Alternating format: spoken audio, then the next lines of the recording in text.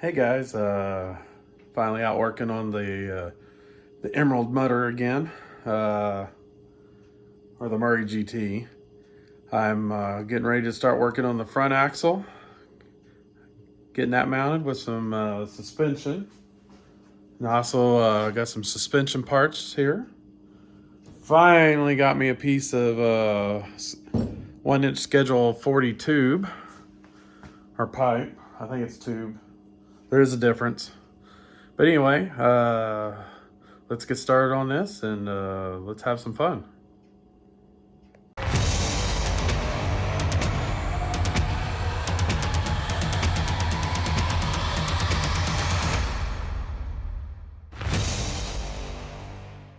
Some of y'all are wondering what kind of suspension setup I'm going to do.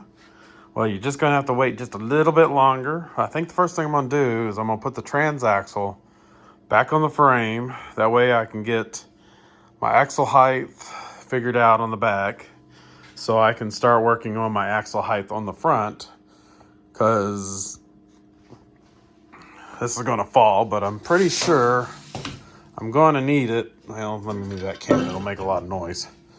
I'm going to need it up about right here instead of down here. So let me get started. I'm going to remount the 820 on the back, and I'll get back with you. I'll probably cut my pipe up into my 2 segments. I'm thinking I might need, there's my tape measure.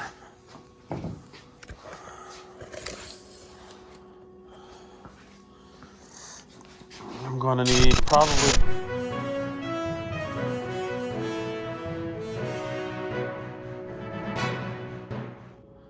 okay guys, I'm on a level with you. I'm going to cut out 10 minutes of this video because it is completely meaningless to what's going on in this build, because this all changed. I'm not using the Craftsman axle after all, and I'm not using the Murray axle that came in it.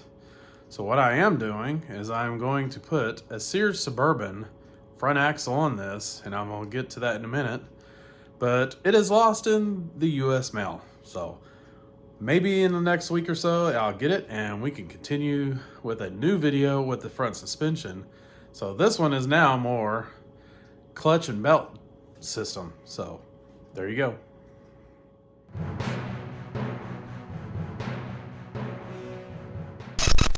I had to backtrack a little bit. I decided I did not like the front axle.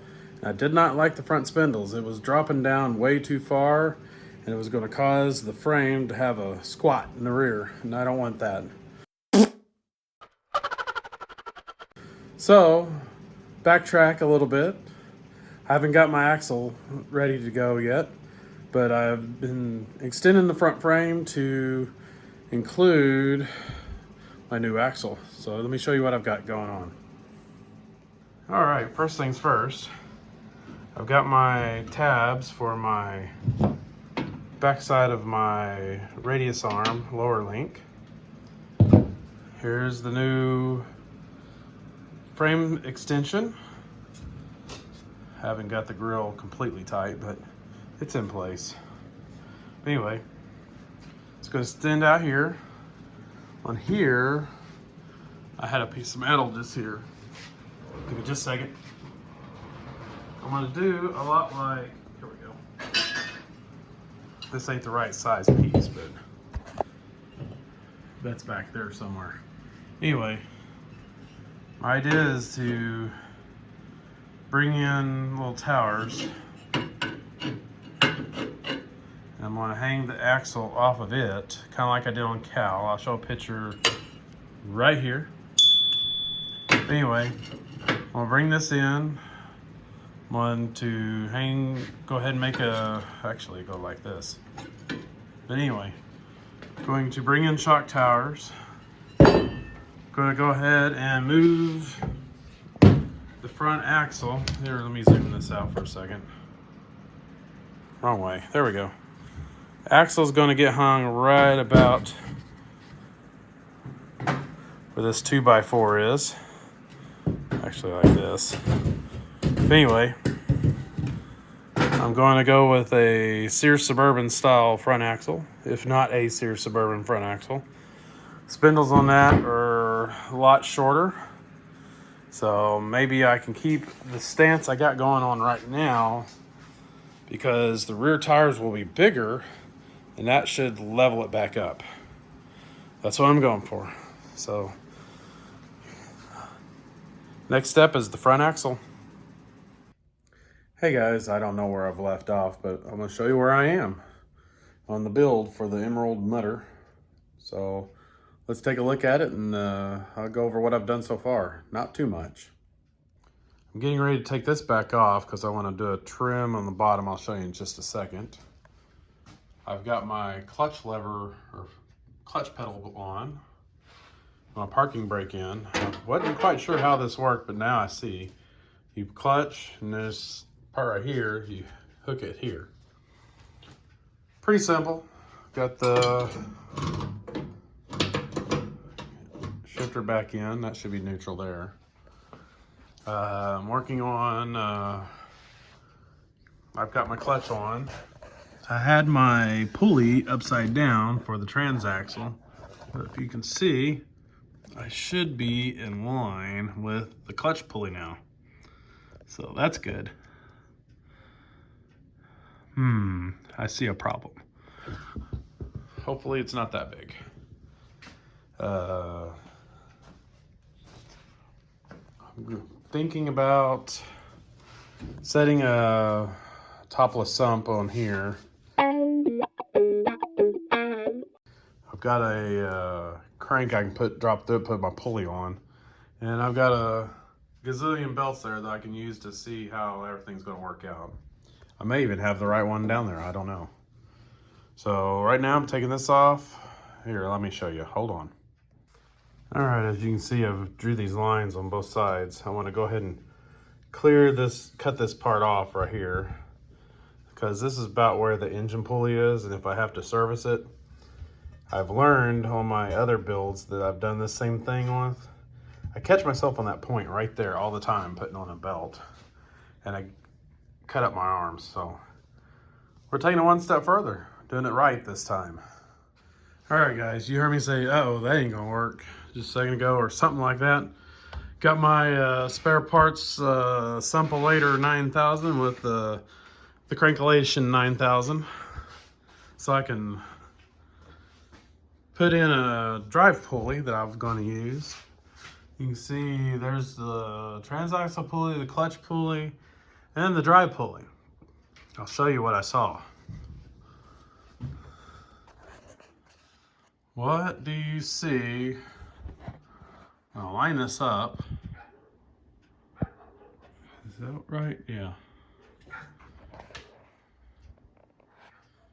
If I can get some focus here. There we go, there's lined. Do you see it? Do you see it yet? Do you see the problem? The problem lies, well, I'm already zoomed way in. You zoom out, I'll zoom back in. Do you see it? Let's see if I can just change the focus. There you go. Do you see it now? Yep, the shifter is in the way. I hate to do it, but I'm gonna have to put a pulley on the return side so I can kick it out around the shifter. But everything looks good beyond that.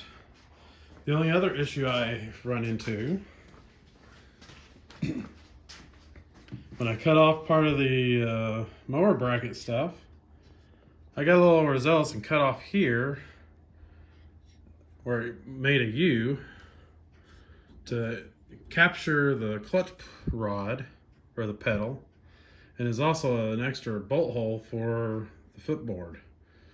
Well, now, since there's no E-clip or C-clip or whatever on the clutch rod, because it's not captured, it falls out the hole. So I'm thinking, drill a hole through it, put a cotter pin and a washer, and I think that'll keep that in there. I think that'd be a better idea than just it floating in there anyway. So I gotta fix that. That's where I'm at. I'm gonna go ahead and end this video here. Still doing the, here, let me zoom out. Still doing the radius arm from here to the front axle. I still don't have my front axle. It is lost in the mail network somewhere in either Kansas or Iowa. I haven't a clue. It's been lost now for 5 days. So either hopefully they find it and get it to me, which is the best case scenario, or they lost it and they refund me. And then I gotta refigure the front axle because I am not using the axle that came on the tractor, which I've already put away, or the axle that I had for the Craftsman axle. I'm not using it either. So I really want to use the Sears Suburban axle because it's pretty rugged and I like them.